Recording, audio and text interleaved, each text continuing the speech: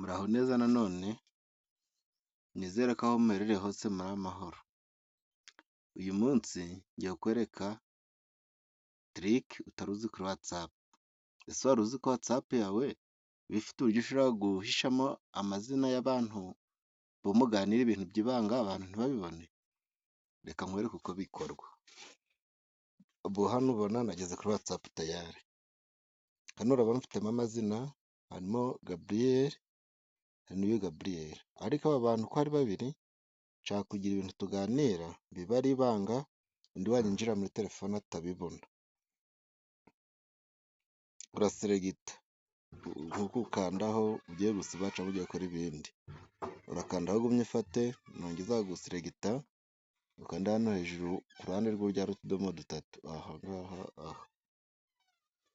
Numara kudukanda urabona ahantu handitse roke cati, ku kantu ka kabiri uturutse hasi, tuhakande. Nuhakanda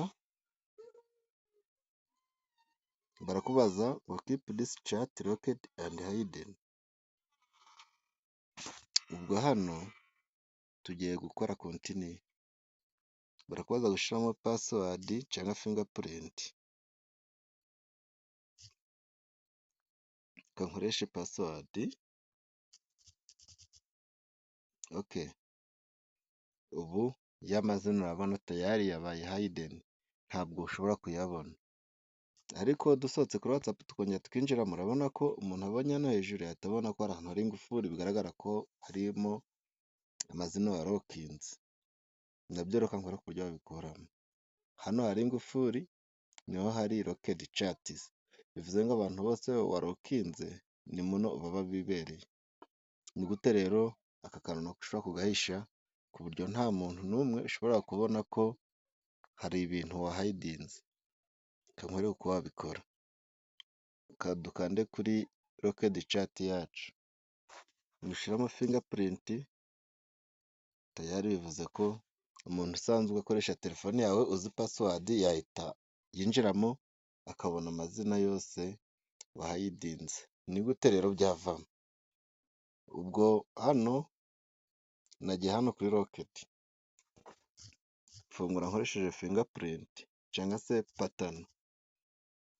Oke, tumaze gufungura ba bantu na rokinze bahita baza.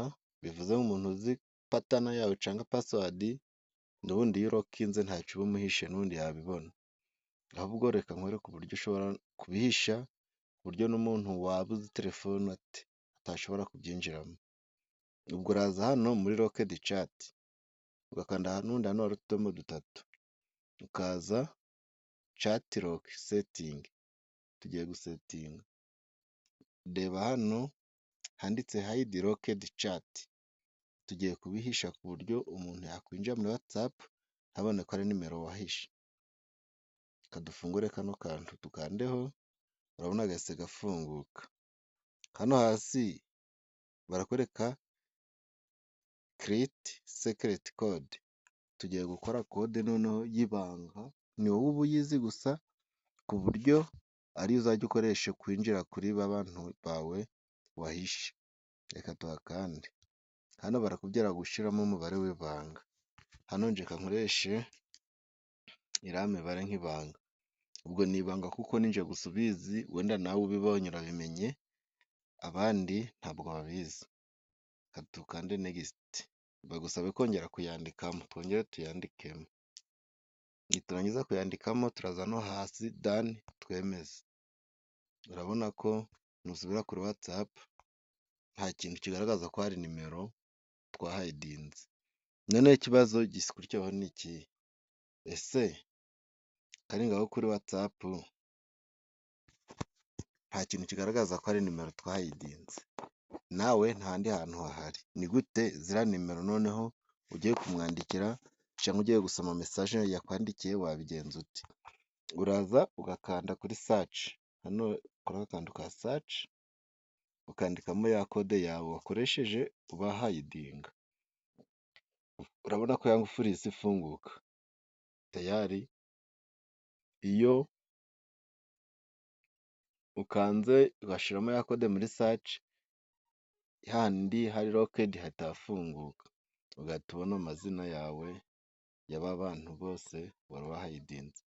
Ibi ubikora kubw'umutekano w'abantu mucatinga, ndetse no kwirinda ko hari umuntu ushobora kukwinjirira akaba yagira ibintu asiba bitari byo cyangwa se ama bitari ibye. Ubwo winjira kuri watsapu, wakwinjira kuri watsapu urabona nta bantu barimo kandi nari bafite, ariko kubera nabarokinze ukaza kuri saci ukandikamo ya kode wakoresheje urokinga abantu, ukiyandikamo hano roki ihita ifunguka, ukayifungura ukaba wacatinga n'abantu bawe.